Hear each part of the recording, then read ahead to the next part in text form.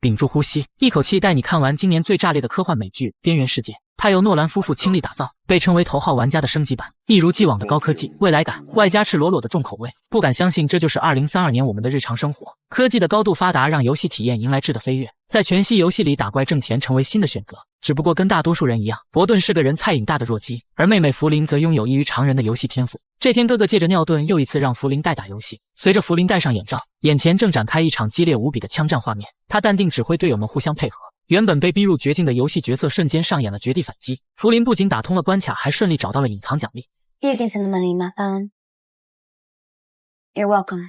随后，弗琳骑着自行车赶往工作的3D 打印店，却意外收到一个神秘包裹，似乎是一家哥伦比亚公司寄给哥哥的游戏设备，唯一要求是必须让弗琳进行虹膜签收。回家后，弗琳追问起伯顿这个装备的来历，原来他早上帮忙通关游戏，让伯顿成为新游戏的体验官，而所有的玄幻部分都将从这个神秘设备一一展开。他没有外接游戏装备，无需体感设备的支持，更不需要配合多余的运动，完完全全只靠脑机接口。最劲爆的是还有高昂的测试奖金，这甚至让弗琳都忍不住跃跃欲试。在伯顿的帮助下，弗琳闭上双眼进入到游戏世界，这身临其境的感觉简直让人叹为观止。伸开手掌竟能清晰感觉到强风穿过指尖，随着摩托的驰骋，地上还浮现出光标指引。弗琳正进入一座赛博朋克的璀璨之城，大脑中忽然传来一个陌生女人的声音，她警告弗琳这将是从未有过的真实体验，当然也包括100%的痛苦还原。按照指示，弗琳来到了游戏里的白金汉宫。随着角色的离开，炫酷机车瞬间化为粉末，而迎接他的是2位高智能机器管家。他报上自己的角色名称并成功登录。弗琳一边感受着新身体所带来的超强体能，一边期待着即将来临的激战场面。然而这次任务的目标却是眼前打扮艳丽的妖娆女人。对付这样的冷艳美女，弗琳同样自有一套，很快就通过幽默的谈吐将女人逗得眉开眼笑。来了兴致的女人手指一挥，瞬间将周围的嘈杂切成了静音模式。不得不说，这个消音立场可太方便了。就这样，弗琳成功俘获美女的芳心，并受邀踏上了对方的座驾。趁着女人投怀送抱展开激吻时，脑海内的声音再次发出了指令。他偷偷从口袋拿出一支玻璃药品，打开后送到了女人面前。对方瞬间昏迷，失去了意识。下一秒，机器人司机猛地抓住弗琳，一把将她拖到前排，展开了无情的攻击。反应过来的弗琳手脚并用，硬是凭借矫健身手反杀了司机，夺取控制权后，他一路将车子开到了指定地点。I've arrived. 墙壁犹如窗帘一般自动打开，而出现在眼前的女人正是弗琳脑海中声音的主人，也是负责接待她的 NPC 艾丽塔。然而艾丽塔却声称知道冰翼是个真人，而且剩下的寿命已经不超过10年。这莫名其妙的话显然让弗琳无法理解，只不过她还来不及多问，对方就断开了弗琳的链接。Let's resume this tomorrow, shall we? 回到现实的弗琳仍是意犹未尽，似乎还沉浸在无与伦比的真实感中。而更让两人激动不已的是，游戏公司已经将丰厚的酬劳转账过来，这足足够他们一家好几个月的开销。一脸兴奋的弗琳正准备起身，却感觉天旋地转。看来游戏设备对神经系统存在一定的负担，不过对于高昂的奖金，这根本不算什么。弗琳来到酒吧找到药贩子，然而对方看到他递来的现金却并不买账，因为这点钱只够买上1颗止疼药。好在哥哥的朋友小黑赶来帮忙，遇到这种不要命的家伙，药贩子也只能乖乖认怂。回到家的弗琳发现哥哥正忍受剧痛的折磨，看来他又偷偷将自己的止痛药省下来留给了母亲。其实伯顿现实中并不菜，他是海军陆战队处决侦察营的退伍老兵，身上的神经植入物可以与战友进行联网实战，但却会导致脑外伤以及肌肉剧痛。然而更严重的是，家里还有一位身患脑瘤的母亲，因为压迫视觉神经，如今已经双目失明。母亲的止痛药非常昂贵，所以他们一家只能住在偏僻的蓝脊山脉。弗琳每天仅靠一辆电动自行车完成跨疆通勤，而这款新游戏似乎成为了全家的出路。第二天，弗琳再次带上脑机，准备开启一场愉快的赏金之旅。然而一睁眼却看到触目惊心的手术设备，几名医护人员正要取下他的一只眼球，而一旁的艾丽塔却淡定表示，这就是2-3个小时的简单手术，连麻药也不用打了。不过你想要大叫或者退出游戏也无法办到。此时伯顿还没有注意到一旁的弗琳正剧烈抽搐，而当他再次醒来，已经出现在一辆汽车的后排，通红的左眼正来自于那位被绑架的美女。显而易见，其目的就是为了通过虹膜扫描进入美女所在的研究所。经过层层安保，两人的电梯急速下降，眨眼便来到地下100米。很多弗琳从未见过的东西出现在眼前，甚至还有一头巨大无比的鲸鱼翩翩游过。最后电梯停在了地下95层，艾丽塔带着弗琳进入到研究所的核心地带。水帘之后是一个锥形的读取装置，艾丽塔询问弗琳是否准备好掌控自己命运的主动权。随后她又一次将眼镜凑了上去， The other one. 但这次却大不相同。艾丽塔让弗琳用自己的眼睛接受数据，一瞬间庞大的冲击让她难以承受，身后的艾丽塔却死死控制弗琳，让她全部接收了下来。而就在此时，通道内一名杀手已经闻声赶来，在艾丽塔的指示下，弗琳连忙上前迎战，然而对方实力强悍，几下就将弗琳打倒在地。发现入侵者的身份后，杀手又将目标转向了艾丽塔，一道声波攻击顿时将艾丽塔打翻当场。这种武器专门对内脏器官造成伤害，杀手毫不客气对艾丽塔展开严刑逼供。一旁的弗琳不顾一切挣脱了手铐，然而下一秒他就被皮肤下的机械手指惊在原地，来不及思考，福林转身冲向杀手，两人再次扭打在了一起。艾丽塔看准时机夺路而逃，另一边落单的福林却被杀手狠狠地摔在墙上，最后杀手朝着脑袋扣动了扳机。回到现实的福林顿时头晕目眩，忍不住冲到门外大口大口地呕吐起来。他惊恐万分，发誓再也不会去碰这款恶心的游戏。此后几天，福林昏昏沉沉躺在床上，却越发感觉事情的可疑。明明身临其境的真实感才是游戏卖点，可皮肤下面的机械手岂不是背道而驰？然而诡异的事情却并没有就此结束。这天正在打印店上班的福林收到一通奇怪电话，对方提醒他现在的处境极其危险，有一帮人已经接收悬赏赶去对付他们，想要活命就马上登录游戏。然而福林却认为对方在恶作剧，直接掐断了电话，还拉黑了对方。可接下来打印店里的机器全都不受控制工作起来，并不断重复着男人刚才的警告。与此同时，小镇的警长发现一群不明来历的大汉，他心生警惕，一路跟踪，却在一个转弯处发现2辆汽车凭空消失。就在他下车检查时，一辆隐形奥迪直接将他撞飞了出去。此时胆战心惊的福林将电话内容告诉给伯顿，在场的战友听说有人悬赏900万美刀刺杀2人，顿时哈哈大笑，但谨慎起见还是放出了无人机进行探查，却不料竟发现一伙全副武装的歹徒正悄悄靠近。伯顿立马让福林回屋躲好，并跟战友继续制造围炉夜话的假象。然而下一秒他们就黑掉了对方的无人机，并通过神经植入与战友开启联网模式。一有心算计无心，加上大家早已是无需多言的默契战友，一伙杀手还没看清目标就被伯顿等人消灭殆尽。最后2个漏网之鱼也被赶来的小黑一举拿下。为了弄清真相，福林不得不再次进入游戏，而这次他的角色不再是哥哥的样子，完全是按照自己的模样全新打造。这种既陌生又熟悉的感觉让福林忍不住凝视起来。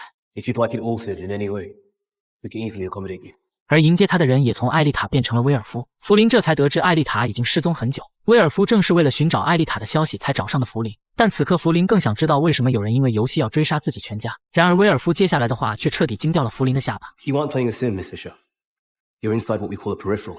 原来福林认为的超逼真游戏竟是一个真实存在的世界，只不过这里有点特殊，它是70年后的伦敦，城市里到处耸立着高达1000米的巨型雕像，而人口数量却肉眼可见的急剧减少。巨型雕像往往象征着神力，这是否意味着人类依靠科技已经达到了神明的高度？一切都让福林充满了疑惑，自己这是穿越到未来世界了吗？威尔夫却回答并不是，它不同于时间旅行，这仅仅是你的数据通过量子隧穿被传送了过来。为了获得福林的信任，威尔夫还告诉他一个重要消息，福林的母亲将在4周内因脑癌去世。说着就拿出一份2032年印有讣告的报纸。不过威尔夫马上又安慰福林不必担心，因为在2099年治疗癌症几乎是小菜一碟。此刻他已经将药物发送到2032年的药房，现在估计已经通过3D 打印完成了制作。面对威尔夫的合作邀请，福林十分犹豫，但之后还将会迎来一波又一波的追杀，这是他必须考虑的。醒来的福林看到哥哥和战友正在将尸体掩埋，而战友们也答应住下来担任保卫工作。福林在小黑的陪伴下来到镇上的药店，顺利取回了威尔夫发送的抗癌药物。此时他也从妈妈口中得知了病情恶化的消息，本来还在犹豫的福林此时已经退无可退，只能将希望寄托在这只来路不明的药剂身上。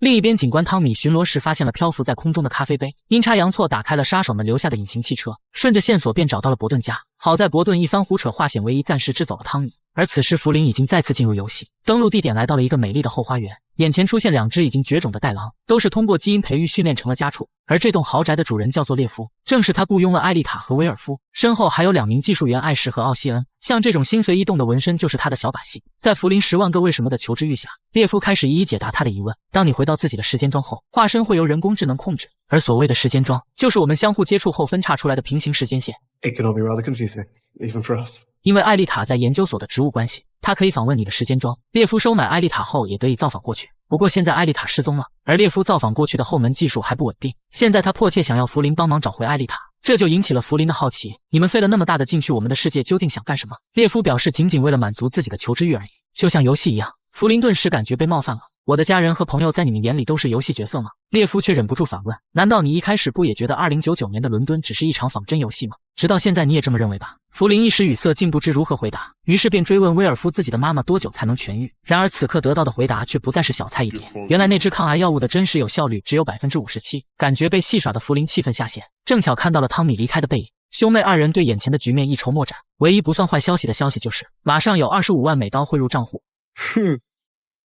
As soon as that hits my account, I'm gonna lose my social security. 于是让战友中上一张彩票就成为了最佳选择。然而上次的买药事件已经引起了黑帮头目的不满，显然这对兄妹就快要踩到老大的底线。晚上老大进入游戏，正想要好好放松一把，忽然研究所的杀手却黑进了游戏，并当场掏出1000万美刀让老大解决掉福林一家。老大当场就怒了， You think I'm a fool? 游戏里给我再多的钱有啥用？被搅了兴致的老大气愤下线。然而一转眼，他的手机就收到250万美刀的转账提醒。到了深夜，福林听到奇怪的声音，他一边打电话叫来伯顿，一边战战兢兢摸向了客厅，却发现是自己的妈妈正打开冰箱翻找食物。看来是药物发挥了作用，让妈妈恢复了健康。这顿时让兄妹俩喜极而泣。回想起来，一切就好似一场梦，时而可怕，时而甜蜜。福林忍不住向闺蜜吐槽起遇到的这些怪事。来到工作的地方，没想到哥哥竟带着战友在这里打印武器。原来他用那笔钱买下了打印店。可当听到福林将所有事情告诉给闺蜜时，伯顿忍不住破口大骂，因为闺蜜的老公正是黑老大的侄子。福林这么做显然没经过大脑考虑。就在此时，威尔夫那边邀请福林上线，而当福林睁开双眼，发现自己似乎刚刚还躺在一只盒子里面。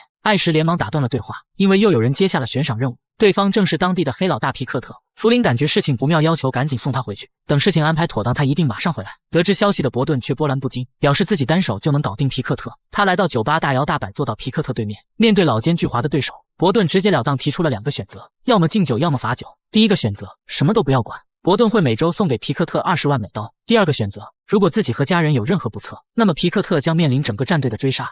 Got your best stick.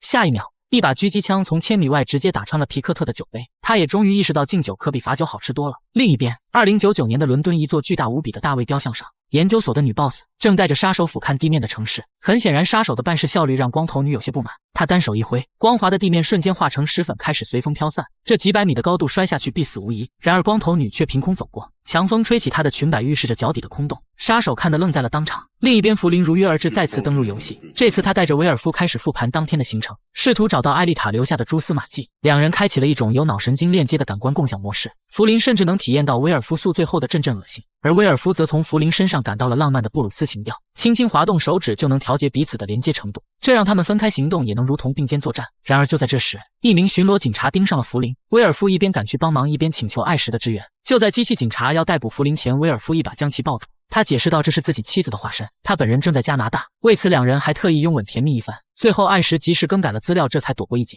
另一边，光头女找来研究所的员工，他已经查到正是对方将机密透露给了艾丽塔。当员工喝下掺有信息素的蜂蜜水后，光头女释放密密麻麻的黄蜂，将叛徒活活折死。黑老大这边如期收到了伯顿的20万美刀，他若有所思，让侄子抽走一捆，其目的就是想让他老婆从福林口中多打探一些情报。皮克特预感到发生在兄妹身上的事情绝不简单，而在未来世界，福林终于顺着线索找到了当初那条小巷。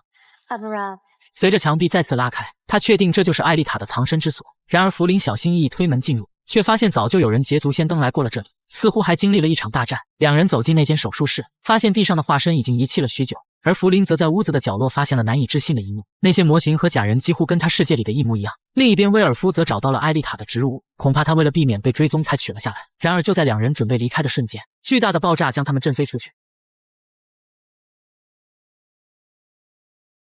正是杀手带着机器人再次追击而来。 Welcome back, Miss Fisher. 威尔夫3两下就被机器人所制服，而福林刚一起身就被声波武器再次震飞出去。杀手得意地告诉福林，即使现在杀了你让游戏结束，但创伤的痕迹是会保留回去的。巨大的冲击让福林痛苦不堪，一旁的威尔夫捡起手术刀猛地扎进了机器人的脑袋。杀手一个分神，福林马上抓准时机展开绝地反击。他抢过声波武器，对着杀手连开数枪，直到对方瘫倒在地。另一边，机器人的脑袋上却打开了一个窗口。She won't stop. Not till you're dead. 光头女冷冷地盯着眼前的一切，下一秒，机器人猛然爬起，抽出黑色长刀，毫不犹豫砍向了杀手。随着福林轰出最后一击，光头女也彻底失去了前方的视野。回到家里的福林身心俱疲，却在洗脸时发现左眼充血红肿，右手更是不受控制地将牙膏捏扁。下一秒，他就在伯顿眼前失去神智，直直地倒了下去。浑身抽搐的福林顿时把伯顿吓得半死，他连忙将妹妹送到诊所进行了检查，然而医生却没有查到丝毫的异常。但伯顿清楚这必定跟那只脑机设备有关，他禁止福林继续游戏，决定按照自己的方式进去找出真相。但战友却不赞成伯顿的做法，因为福林现在的状况就是最好的例子。一旁的小黑却听明白了，里面能有一副货真价实的完整身体，还有什么比这更棒的？很快，小黑便来到了未来世界，还进入了福林的化身中。艾什马上发现了对方不是福林。 Who the fuck are you? 奔跑跳跃的感觉简直棒极了，小黑兴奋地冲了出去。然而就在他准备跨过大门时，艾什却夺回了化身的控制权，这让小黑颇有一种浅尝辄止的郁闷感。第二天，福林跑来一起商量着如何应对眼前的局面。伯顿突然换成另一个思路，询问福林如果这就是一场游戏该怎么玩。福林毫不犹豫表示只要打破脚本，跟他们的预判反着来就行，这样就能搞清规则，获得主动权。被点醒的弗林不再犹豫，决定再次进入游戏，因为艾丽塔曾说过，她剩下的寿命不超过10年，不管是游戏还是现实，她必须马上弄清即将发生的一切。回到未来世界，弗林要求艾什准备2具化身，分别给伯顿和小黑。接着他同样不顾一切向外走去。每个玩家都有各自的专长，有成长型、探索型、杀手型，而自己就是探索型。是时候揭开这个世界的真相了。与此同时，双方的黑客都在试图争夺这具化身的控制权。当威尔夫接到消息赶往2人身边时，他们已经来到了郊外的博物馆。从艾什口中得知，这场世界末日被称为重大奖，80%的人口因此而消失。What is this? Our past, your future, a museum of sorts. 2039年开启了文明毁灭的临界点，在这之后世界一泻千里，末日之势无法阻挡。北美电网遭到黑客攻击，长达数月的停电遍及整个大陆。此后这种现象在全球越演越烈。2041年疫病大流行，被称为血之瘟疫的现状病毒攻击内脏，紧接着又是环境灾难、干旱、饥饿、抗生素失效，随后农业大减产，人口数锐减，40年左右死去了70亿人。直到一场巨大的核爆炸最终摧毁了人类文明。一瞬间，弗林的心情变得无比沉重。距离世界末日还有7年的时间，他不知道艾丽塔交给自己的东西到底蕴藏着什么秘密，那是否能改变2个世界的发展？唯一肯定的是，